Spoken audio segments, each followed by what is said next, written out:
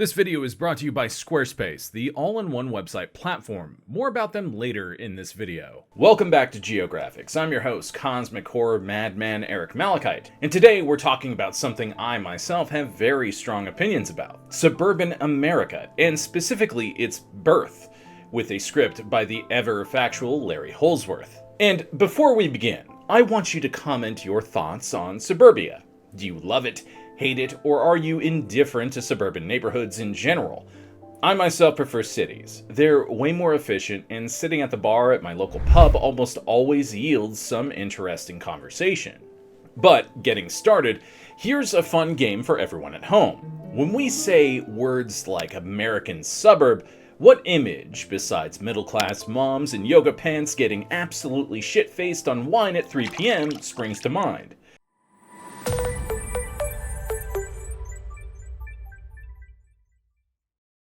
Most likely, it's that of a row of near-identical houses with immaculately manicured lawns, American flags outside, and of course, white picket fences. Well, that image is largely the result of efforts by one company, Levitt and Sons, and the several planned communities they built sporting a variation of their own name, Levittown. This rather annoyingly makes talking about Levittown a little confusing, as it can technically refer to one of 4 communities built by Levitt and Sons, which are, for the curious, located in New York, Pennsylvania, New Jersey, and Puerto Rico, respectively. And Karl leaves a note here saying that some sources say 7 Levittown developments were actually constructed in total, but not all of them survive to today. The original is located in Nassau County. It is a hamlet within the town of Hempstead, a census-designated place and widely considered to be the prototype of the post-World War II American suburb. It is often erroneously referred to as the first planned suburban community in the United States, which it decidedly is not, but it was the first built specifically to address the housing shortage caused by returning American veterans in the late 1940s and early 1950s. One of the Levitt sons, William Levitt, had served in the war in a U.S. Navy construction battalion known as the Seabees. There he gained experience with construction of buildings using mass-produced interchangeable parts. William realized that the techniques he used in the Navy during the war could be exploited to build housing, with each home manufactured using parts that could be used in any similar house. Supporting this idea was the fact that prior to and indeed during the war, the Levitt firm had largely built upmarket luxury homes, primarily in Long Island, which, while profitable, wasn't exactly scalable or something you could market to the average American. The same couldn't be said for the 2,000 or so homes the company was contracted to build by the US government for naval personnel in Norfolk, Virginia. For comparison's sake, during the entire war, Levitt built about 40 high-end bespoke houses. Levitt built those 2,000 homes in just 18 months. As for the original Levittown, it was built between 1947 and 1951, and though it was not limited to veterans, it was clearly aimed toward them. The Levitts hired mostly non-union workers to control costs, a policy that caused controversy and conflicts with labor unions. Initially, Levittown was to be 2,000 rental homes, each equipped with kitchen appliances and the relatively new novelty of a television in the living room. Perhaps predicting how ubiquitous and central to American life TV would become, these televisions were built directly into the main living room wall. The community was so successful that the Levitts expanded it to 6,000 homes and began selling them to veterans under the GI Bill and later under new FHA loans. Levittown became a symbol of the American dream with small but attractive homes, or clean streets with small lawns in a safe, convenient community. It also became, as will be seen, a symbol of the racial divides in America in the 1950s, as well as exclusion for religious reasons. Because, sadly, it wouldn't be a story about American history without a dash of racism thrown in.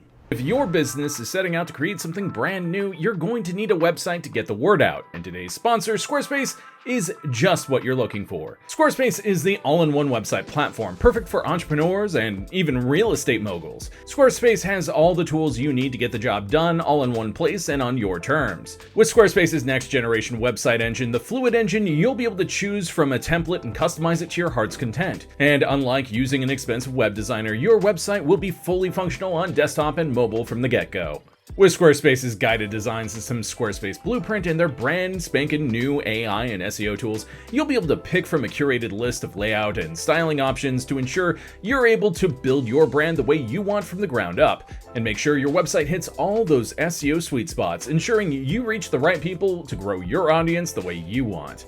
And best of all, if you're looking to sell your wares on your website, Squarespace offers flexible payment options with simple but powerful tools. Accept credit cards, PayPal, and Apple Pay. And in eligible countries, your customers will have the option to buy now and pay later with Afterpay and ClearPay. Ready to get started? Check out squarespace.com for a free trial, and when you're ready to launch, go to squarespace.com/geographics to save 10% off your first purchase of a website or domain. Now, back to the video.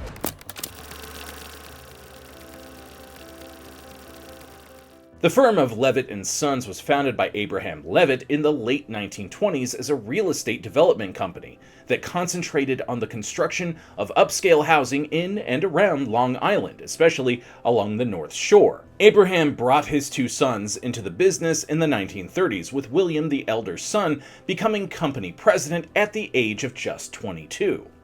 Younger brother Alfred became a vice president, concentrating his efforts on the design of houses. Abraham concerned himself with the layout of developments and the landscaping. Together, Levitt & Sons built 600 houses on Long Island and in neighboring New Jersey prior to World War II, most of them a Tudor-style upscale home of 6 bedrooms, during what became the first boom in the suburbs in the 1920s and 1930s. That boom was fueled by the upper middle class leaving the cities, which were increasingly populated with immigrants, for the leafy, quiet areas outside of the urban area. A typical Levitt home, 6 bedrooms and 2 full baths, sold roughly for $14,000, depending on lot, size, and location. That's several $100,000 in today's money. It is perhaps worth noting that while these houses were very stately and impressive, often being advertised as the most luxurious homes available for sale in the United States, they were built fast, and this often meant corners were cut or truths about their amenities were massaged. For example, one Levitt development in Long Island, Dix Hills, yes, that's funny, ran into numerous problems, the most noteworthy being that the houses kept randomly burning down. Like, jeez. Yeah, that's a problem.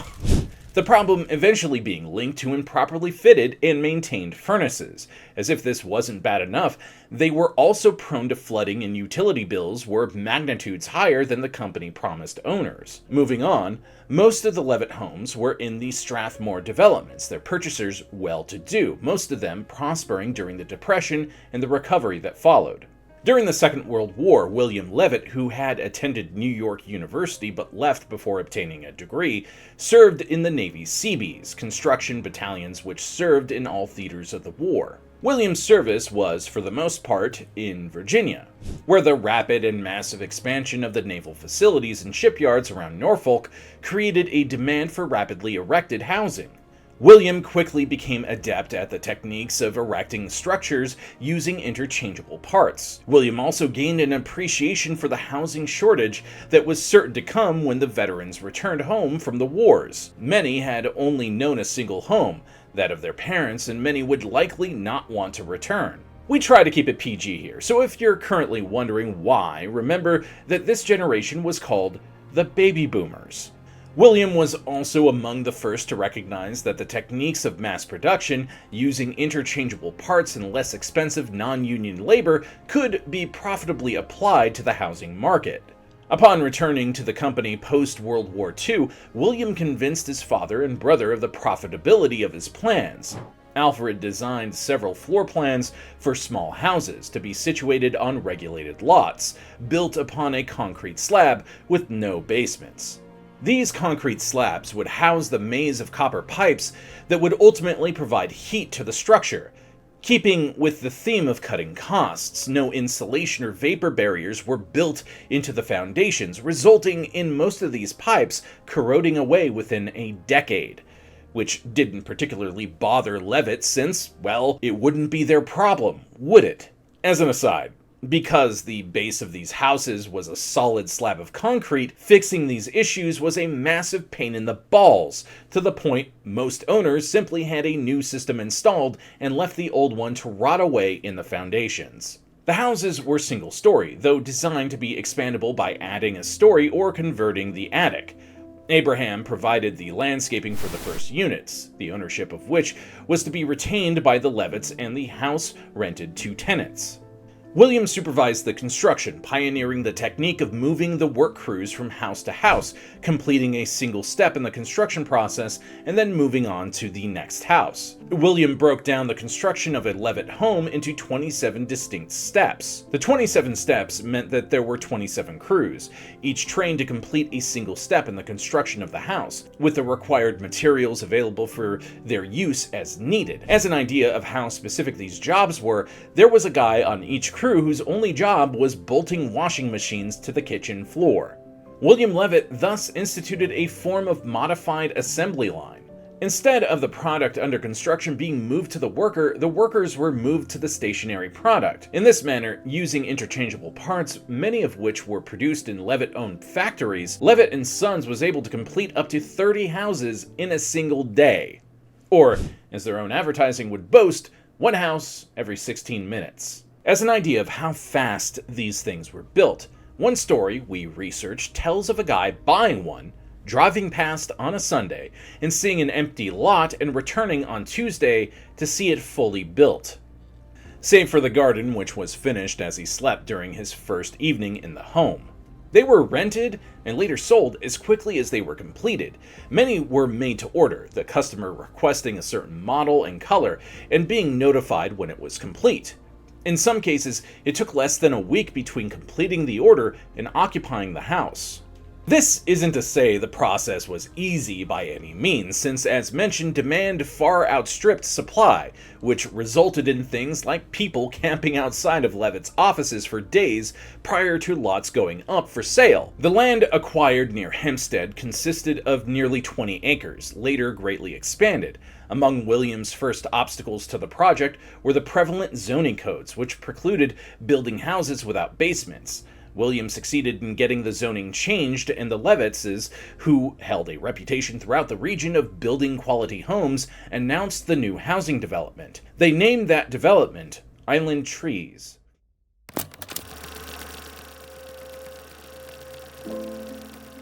The homes designed by Alfred came in either a ranch or Cape Cod style, with 750 square feet of living space, a single bathroom, and 2 bedrooms plus a living room.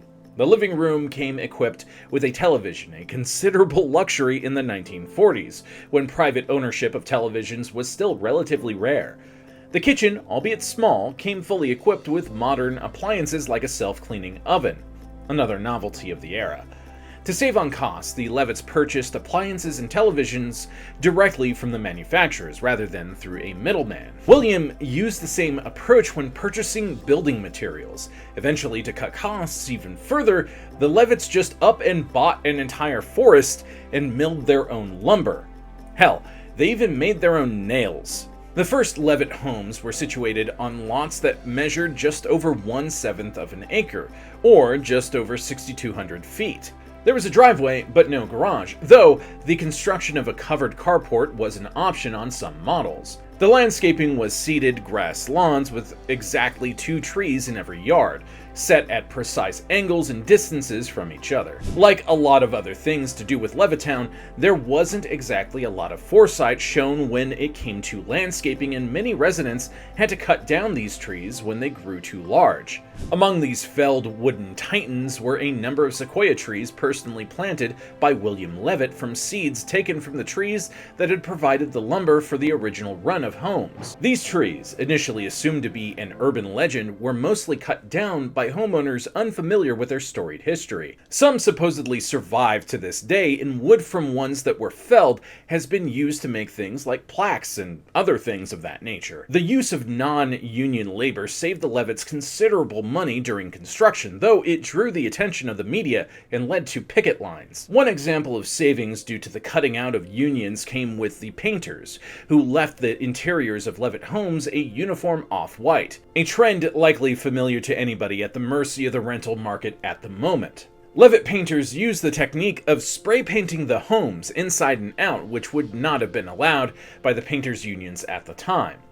The savings realized were considerable, as was the increase in the rate of completion of each house. By midsummer 1948, the Levitts were completing 30 houses per day in the development, which had recently changed its name to Levittown. The homes were occupied as quickly as they were completed, and the Levitts began planning to expand the development far beyond the initial goals. They also decided to shift their focus to selling the homes rather than retaining them as rental properties. Those already tenanted were offered for sale to the occupants. Alfred produced a couple of additional designs, though the overall size of the home and lot remained the same. Exactly how much a Levittown home would sell for varies, though one first-person account from a returning veteran notes they paid $5,990 for a two-bedroom home that required, not, a $100 deposit to secure in 1947. For the curious, in modern terms, this would be the equivalent of securing an $85,000 home for $1,500, something that is basically unheard of unless you do $0 down or something. According to the article's author, one Sidney Frond, his mortgage was $58 a month, roughly $800 in today's money, and there were no other costs for closing and the like. Mr. Frond noted that he eventually flipped his house for a cool $3,000 and that, at the time of the article's publishing, it was worth in excess of $150,000. For anyone curious, we checked. Some of these original, albeit modified and renovated Levittown houses routinely sell for $500,000 today on the lower end.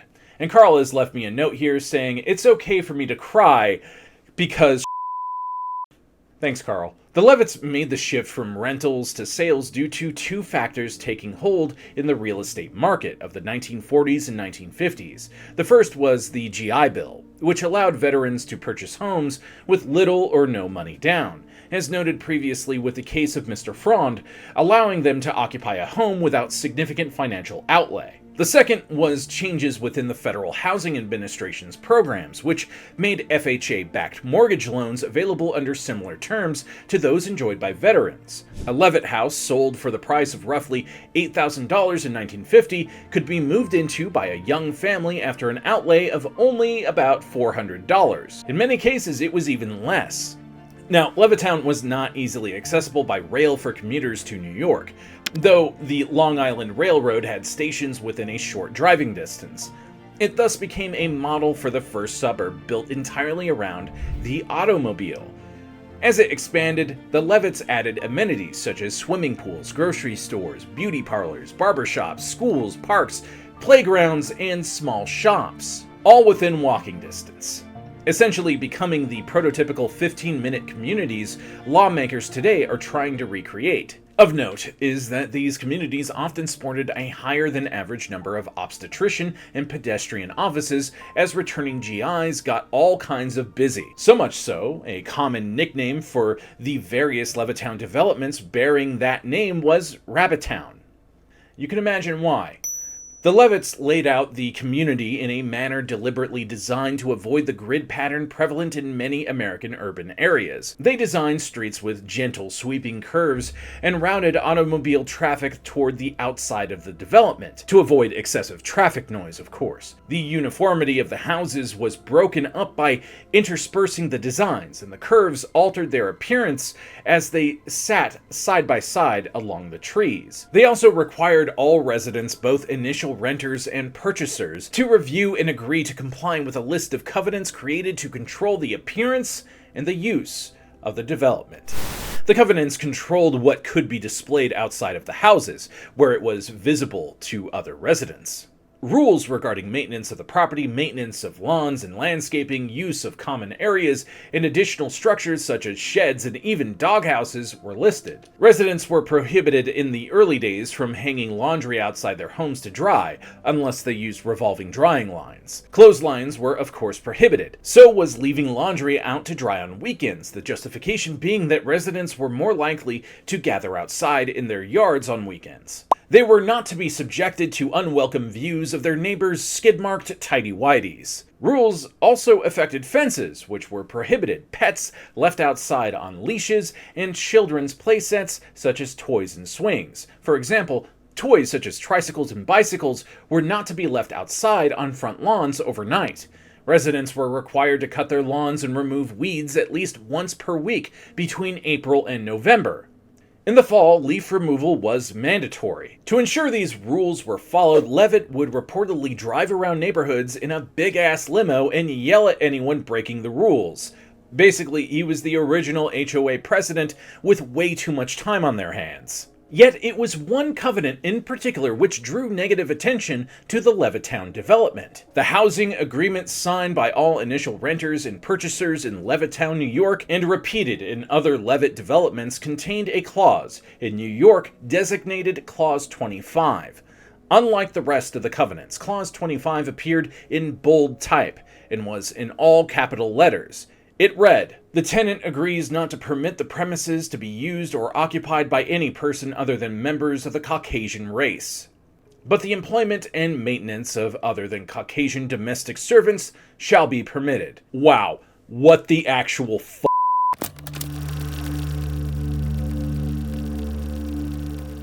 The Levitts were Jewish. Abraham was the son of Jewish parents who had immigrated from Austria and Russia, though Abraham had been born in Brooklyn. Yet when they had built the neighborhoods in the Strathmore areas of Long Island, they had practiced the system of exclusion then not uncommon in American communities. In the case of Strathmore, exclusion meant they refused to sell properties to other Jews. They also discouraged Jewish residents in Levittown. Yet William Levitt did not consider such policies as discriminatory or racist. To William, such policies were merely the result of being practical, whatever that means. To quote him from an interview with the Saturday Evening Post, "I have come to know that if we sell one house to a Negro family, then 90 to 95% of our white customers will not buy into the community," adding, "This is their attitude, not ours." Levitt further defended his company's policies by explaining, "We can solve a housing problem or we can try to solve a racial problem, but we cannot combine the two." In the same article, Levitt told Craig Thompson, its author, "The Negroes in America are trying to do in 400 years what the Jews in the world have not wholly accomplished in 6,000. He then went on to add, "As a Jew, I have no room in my mind or heart for racial prejudice." Yeah, guy, that's totally how you do a not racism. Sarcasm. Which it appears from historical accounts wasn't an entirely inaccurate statement. We say this as Levitt is known to have hired black workers to build homes and even had a black sales manager. Though, can we all, for a moment, just picture how excruciatingly awkward sales meetings led by that guy must have been when they inevitably got to the list of rules these purchasers had to adhere to upon moving in. Just imagine it for a moment. Moving on. Thompson went on to note that as of the time the article was published in 1954, 125 houses had been resold by their original owners to other purchasers. None had been sold to black Americans. Though black veterans had the same benefits under the GI Bill as their white compatriots, none had been able to purchase a home in Levittown. Though technically they could have, as while prohibiting the sale of homes to minorities was allowed, there was nothing Levitt could do to prevent someone reselling their home to a minority if they so wished. Which happened in 1957 when black couple William and Daisy Myers bought a home in a Levittown development located in Pennsylvania. The fact we not only know this couple's name, but also the exact date they bought a house and where, hopefully stands as a testament to how heavily the deck was stacked against black Americans just looking to buy a home was at the time. Levitt summed up his views and his self-justification for them with another statement to Thompson. "The plain fact is that most whites prefer not to live in mixed communities. This attitude may be wrong morally, and someday it may change. I hope it will. In a subsequent interview, Levitt stated that he would begin selling homes to Black Americans after Levitt and Sons had accommodated as many white Americans as possible. He expressed the opinion that selling concurrently to Black Americans would cause white Americans to ignore his development, in his mind contributing to the continuing housing shortage. It became common practice in Levittown to persuade property owners not to sell their homes to Black Americans. Following Levitt's 1954 interview in the Saturday Evening Post, other periodicals and media took up the story. Reports of resistance to integration increased, and public awareness of the problem grew. In Pennsylvania, where another Levittown mirrored the policies of New York's community, the Society of Friends, known colloquially as the Quakers, took up the issue. They became a driving force in the first Black family to purchase a Levittown home, though it did not occur until, as noted, 1957, and in Pennsylvania, not New York. In fact, it was 3 years after William Levitt protested he was not a racist, nor were his policies. Levitt's policies, though clearly racist to 21st century eyes, were based on his belief that people wanted to live among others like them. White Christians among white Christians, Jews among Jews, and blacks among blacks. It should also be noted that Levitt's use of the word Negro was not considered racist at the time, but was rather the accepted term for Black Americans, used among themselves and whites, as is evident from organizations such as the United Negro College Fund. It has since taken on derogatory connotations. Also, because this is getting just all kinds of depressing, it's probably worth it to note that in later years, enterprising Black Americans took advantage of the fact white people would flee in droves when Black people moved in nearby to purchase houses for far less than their actual value, and flipped them for a profit by selling them to other Black people who didn't actually, particularly give a shit. A practice famously parodied and lampshaded in the classic American sitcom All in the Family.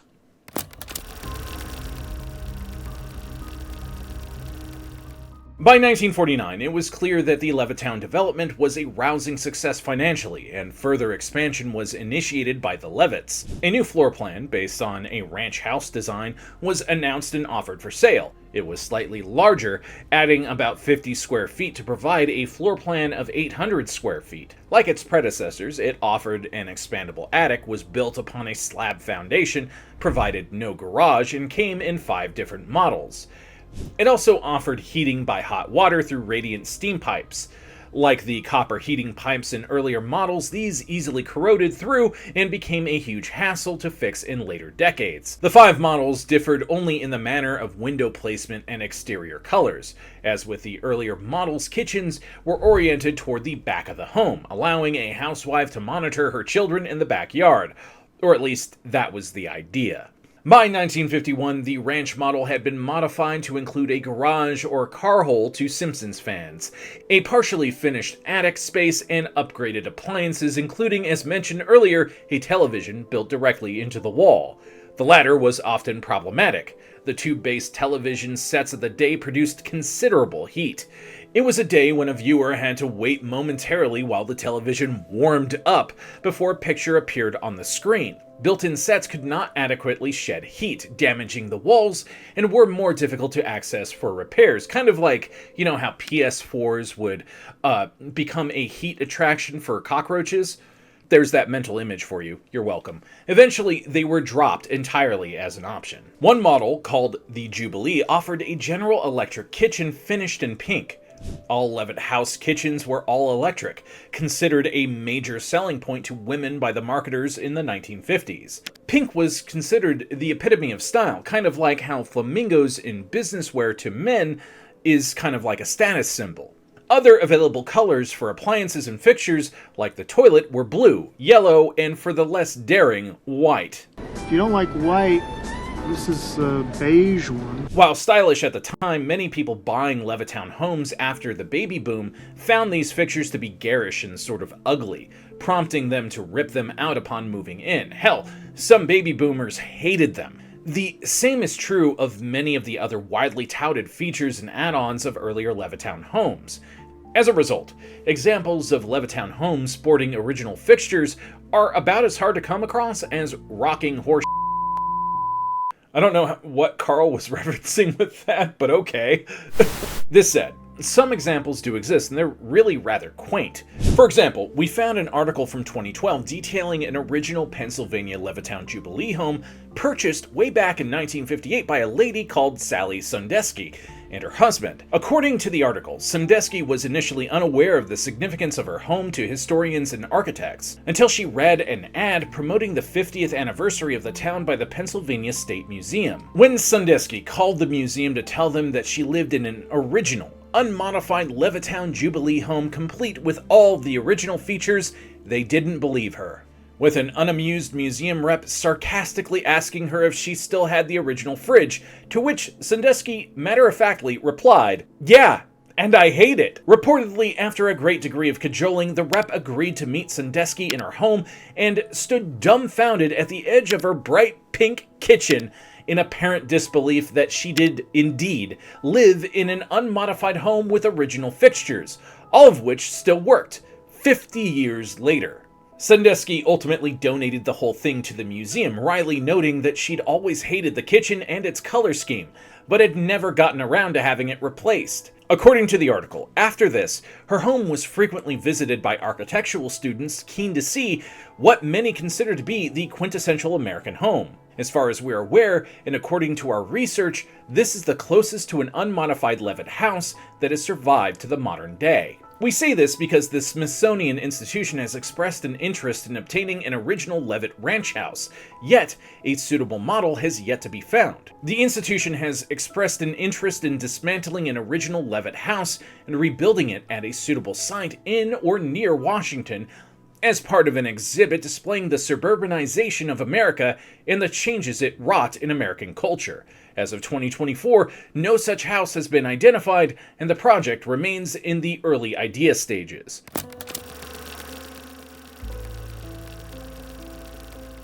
Levittown, New York is often cited as the first step in the suburbanization of America. To be clear, it wasn't. Many suburbs existed decades before the Levitzes broke ground on the project, but it was a major step in the manner in which new suburban communities were planned, built, and sold in the post-war and Cold War eras. Even while Levittown was still under construction, similar projects took place around cities across the country. The housing shortage in the immediate post-war era was addressed quickly due to innovative construction techniques, government financing programs, and, since it was less expensive than urban lands, in the regions surrounding major population areas. Gradually, as the interstate highways connected cities, suburbs moved further and further from the urban core, and the earlier suburbs became part of the metropolitan area they had originally sought to escape. Levittown has become significant in American culture for several reasons, not the least of it being its reflection of racial attitudes during the 1950s and the Civil Rights era. Several books, magazine articles, scholarly reports, and documentaries have focused on its construction and exclusivity covenants, including a 1954 documentary in which William Levitt was interviewed and a time-lapse video presented the construction of a Levittown house. Another documentary for PBS in 2003 titled Race: The Power of Illusion described the racism experienced in the development of suburbs, including Levittown. A stark example of how quickly history can be forgotten or lost is that, for many years, the controversial Clause 25, the thing barring black people from buying Levittown houses, was dismissed as an urban myth or exaggeration until an original deed was discovered in the 2000s. On a lighter note, Levittown was referenced in the musical Little Shop of Horrors, when the female protagonist, Audrey, mentioned a desirable place to live and described it as not fancy, like Levittown. There's also, according to one rather amusing 2019 article, a decided streak of rebellion that exists in many of the surviving Levittown developments, with sophomores attending MacArthur High School in Levittown, New York, for instance, daring one another to do things like lick park benches or give each other in Burger King parking lots, all to rebel against the town's puritanical, rule-following reputation. America! As for William Bill Levitt, he took over control of Levitt and Sons in 1954, and by 1960, held a personal fortune of over $100 million. His company continued to build successful housing developments through the 1960s, including some in Europe. Levitt finally sold the company in 1967 to ITT. He later formed several other joint ventures and construction firms, losing much of his fortune in the process. In 1990, he was accused of embezzling funds from the charitable foundation he had established in the family name. He settled the suit by paying $11 million in reimbursement and penalties. He died in 1994. Today, his name remains one of debate. To some, he was an unrepentant racist, exploiting government programs and people for his own gain. To others, he was a visionary who helped create the modern American suburb, for better or worse, I guess. To still others, he was both. At any rate, Levittown, New York, as well as its fellow communities in Pennsylvania and elsewhere, along with their somewhat checkered history, remain his legacy. But what do you think of him? Was he a monster? Was he just being practical and giving his clientele what they really wanted? Comment down below and let us know. And if you dug this content, do all that algorithmic jazz. Check the links in the description and keep it tuned here to Geographics for more videos like this. I'm Eric Malachite, and I'll see you next time, Space Cowboy.